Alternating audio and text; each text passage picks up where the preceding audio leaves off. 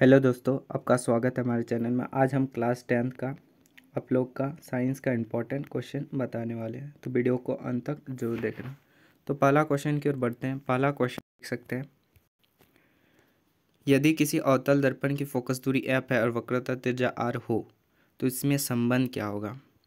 तो आप लोग को पता होगा, जो फोकस दूरी होता है वह वक्रता त्रिज्या के आधी होता है, f बराबर r/2 होता है।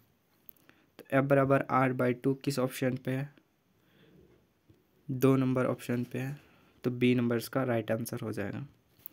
अगला क्वेश्चन है, प्रकाश के परावर्तन के कितने नियम हैं? तो प्रकाश के परावर्तन के जो है वह 2 नियम हैं, बी नंबर इसका राइट आंसर हो जाएगा। अगला है, समतल दर्पण द्वारा बना प्रतिबिंब होता है। तो समतल दर्पण द्वारा प्रतिबिंब जो होता है वह काल्पनिक होता है और सीधा होता है और वस्तु के क्या होता है, वस्तु के बराबर होता है, ये भी याद रखिएगा।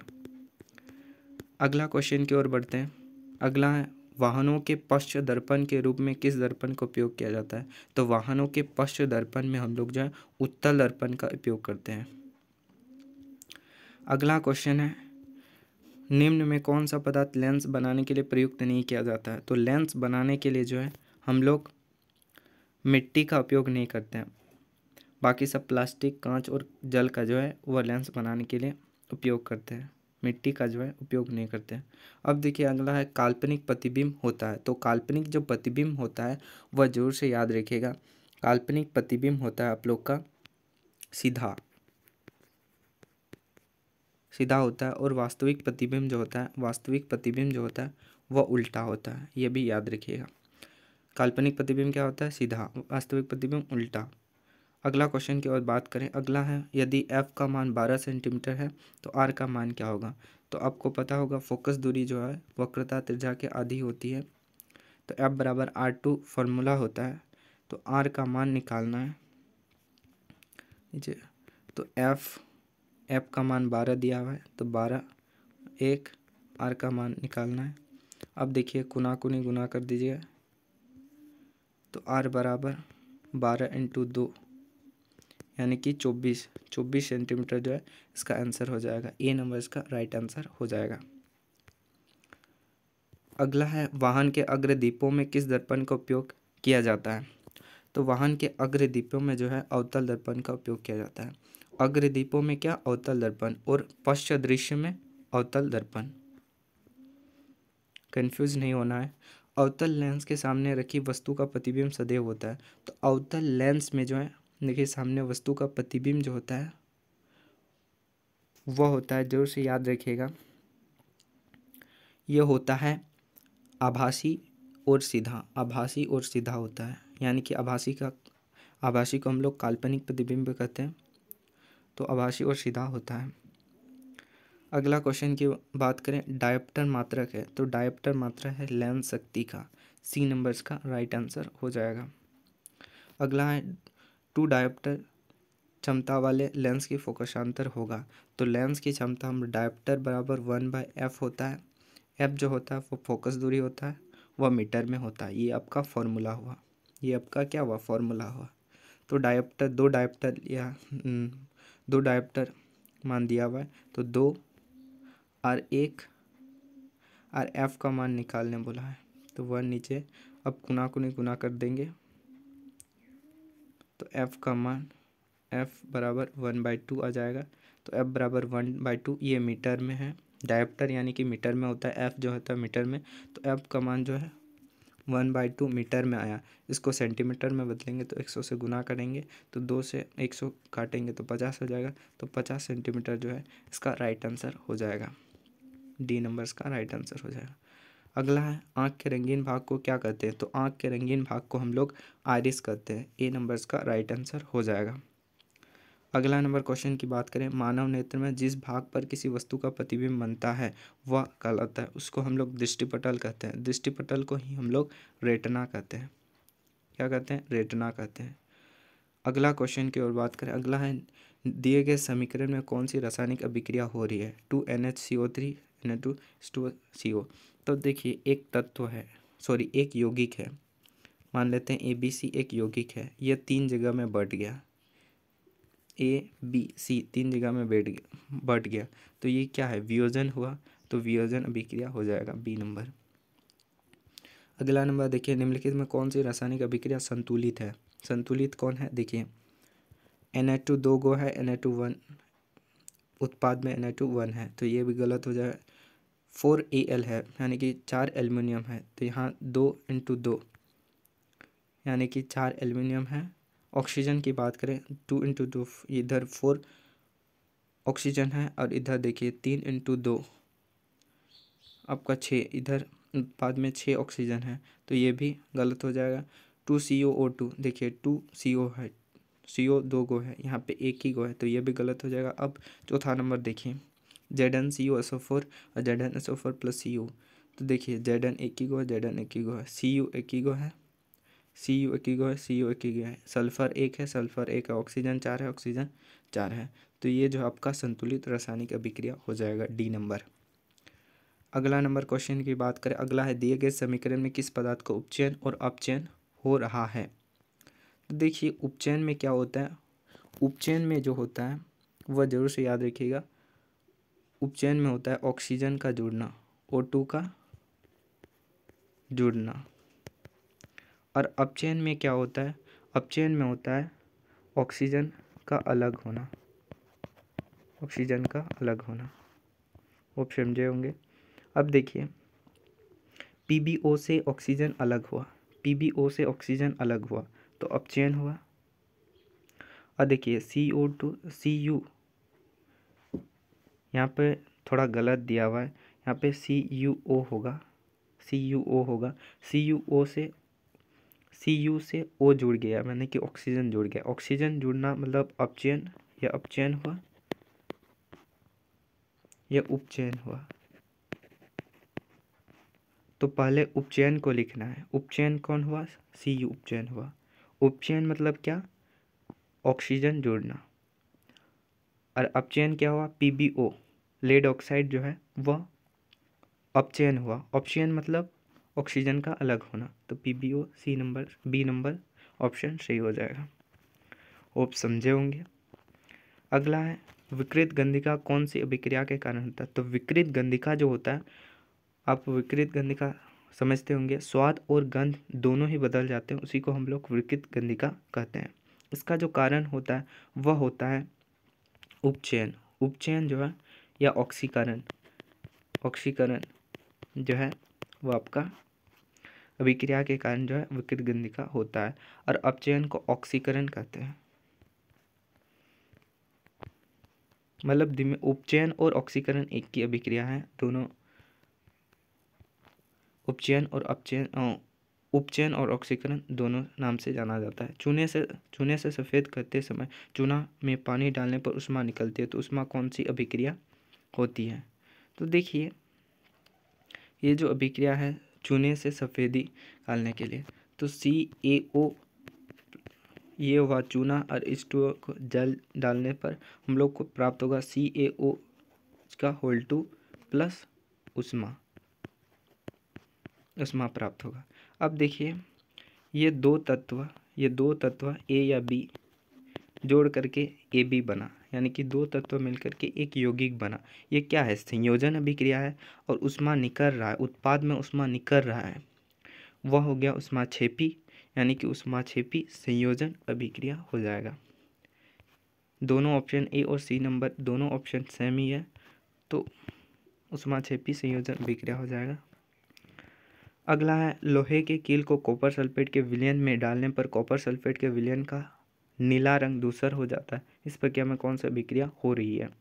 तो देखिए लोहा के कील यानी कि Fe को CuSO4 के साथ अभिक्रिया कराएंगे, तो देखिए ये होता है जो है Fe जो है वह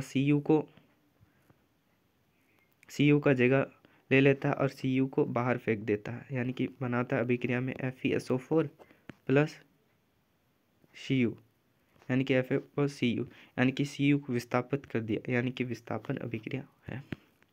अगला है निम्नलिखित में कौन सा प्राकृतिक सूचक है। तो लिटमस जो है वह प्राकृतिक सूचक होता है। अगला है निम्नलिखित में किस पदार्थ में लिटमस पत्र डालने पर लाल नहीं हो जाएगा।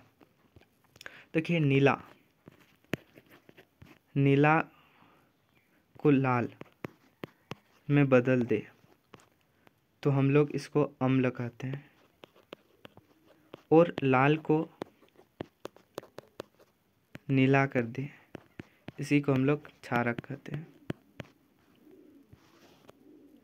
देखिए नीला को लाल, नीला से लाल उसी को अम्ल कहते हैं, और लाल से नीला उल्टा हो जाए उसी को हम लोग क्षारक कहते हैं। अब बोला है, देखिए क्वेश्चन में देखिए, किस पदार्थ में लिटमस पत्र डालने पर लाल नहीं हो जाएगा, यानी कि लाल नहीं होगा, यानी कि मतलब, तो देखिए अगर नीला से लाल नहीं होगा यानी कि लाल से नीला होगा, लाल से नीला होगा यानी कि क्षारक होगा। इनमें से क्षारक कौन है, चलिए ढूंढते हैं। देखिए HCl जो है वह अम्ल है, HNO3 भी अम्ल होता है, नाइट्रिक अम्ल, और CH3COHA भी अम्ल होता है, मिथेनोइक अम्ल होता है। तो C6H12 यानी कि ग्लूकोज जो होता है वह जो है आपका क्षारीय होता है। तो डी नंबर इसका राइट आंसर हो जाएगा। अगला है, दिए गए किस लवण में क्रिस्टलीकरण का जल मौजूद है। तो 0.5:2 देख गया, यानी कि ये जो है क्रिस्टलीकरण जल मौजूद होता है इस लवण में। अगला, अग्निशमक यंत्र में किस लवण का उपयोग किया जाता है।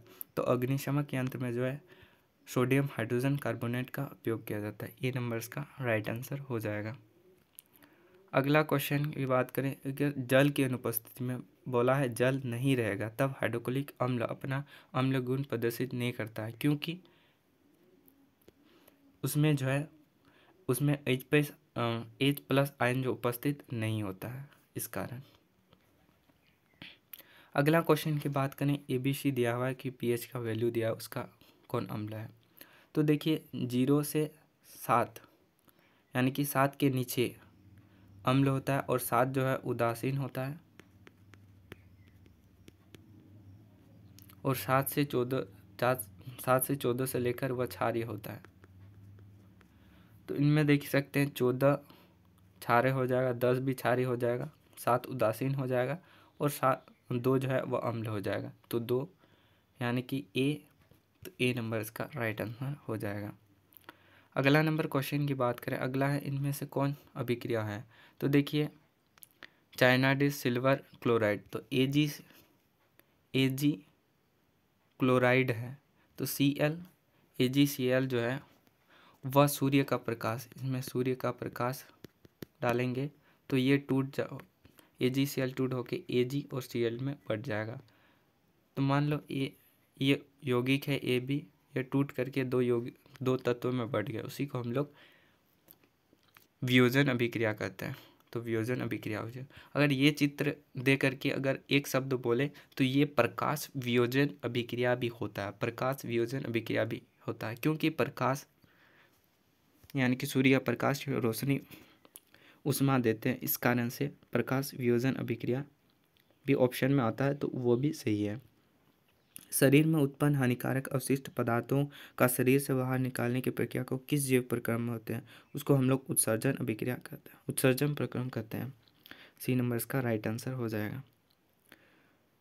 प्रकाश संश्लेषण में होने वाली ऑक्सीजन गैस की किस यौगिक के टूटने का फलस्वरूप बनता है, यानी कि ऑक्सीजन गैस के कारण किसके कारण बनता है। तो पर आप लोग प्रकाश संश्लेषण अभिक्रिया पढ़ेंगे, 6 होंगे कि 6H2O को 6CO2 के साथ रिएक्शन कराएंगे तो C6H12O6 + 6O2 का निर्माण होता है। तो ऑक्सीजन का निर्माण जो होता है वह H2O के टूटने के कारण होता है, H2O के टूटने के कारण जो है वह 6H2O का निर्माण होता है, यानी कि ए नंबर इसका राइट आंसर हो जाएगा। अगला क्वेश्चन, अमीबा में किस प्रकार का पोषण होता है। तो अमीबा में जो है वह होता है आपका प्राणी संभोजी पोषण। सपोषी पोषण में पौधा हो जाएगा जैसे आम, मृतजीवी में आपका हो जाएगा कवक एग्जाम्पल, और परजीवी में आपका अमरबेल। अमरबेल हो जाएगा। ये भी याद रखिएगा, ये भी क्वेश्चन पूछा जा सकता है। लार में कौन सा एंजाइम पाया जाता है? तो टाइलिन एंजाइम पाया जाता है। अगला है श्वसन प्रक्रिया में पायरुवेट का कार्बन डाइऑक्साइड जल और ऊर्जा में विखंडन कहाँ होता है? तो माइटोकॉन्ड्रिया में होता है। अगला है पौधों में जल और खनिज लवण का संवहन किसके द्वारा होता है? तो पौधों में जल और खनिज लवण का जो है संवहन जो होता है वह जाइलम के कारण होता है। ए नंबर का राइट आंसर हो जाएगा।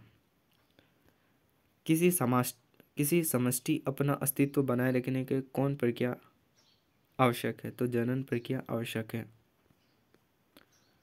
ये चित्र जो है कौन सा है? तो ये जो चित्र जो पुनरुद्भवन का है, पुनरुद्भवन जनन प्रक्रिया का है।